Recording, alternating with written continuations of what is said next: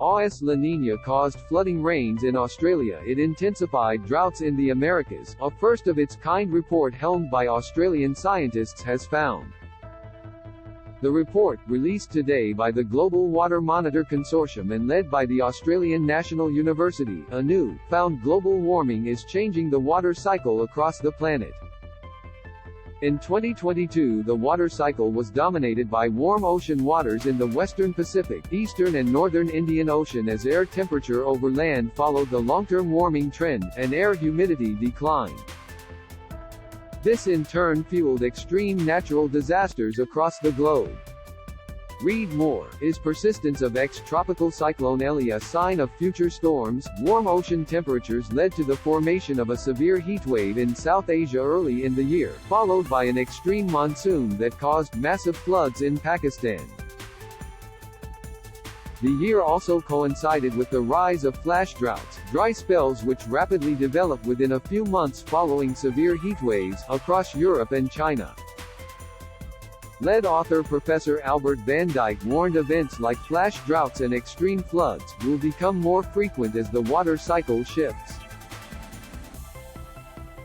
Read more. The Australian cities vulnerable to tsunamis if La Niña or El Niño patterns are going to stay around longer in future. That is going to cause a lot of trouble, with worse, longer droughts and worse floods alike, he said.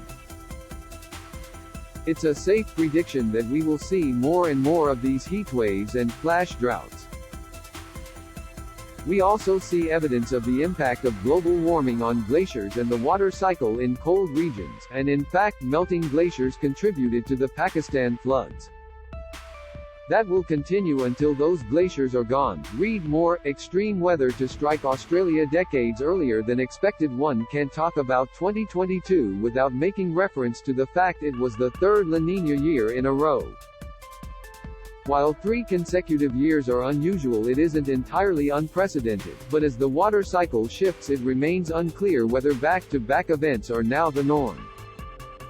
The jury is still out on whether those 3 La Niña years were a statistical fluke or the first signs of something more sinister, Van Dyck said. To collate their findings, researchers combined water measurements from thousands of ground stations and by satellites, producing up-to-date information on rainfall, air temperature and humidity, soil water, river flows and the volume of water in natural and artificial lakes.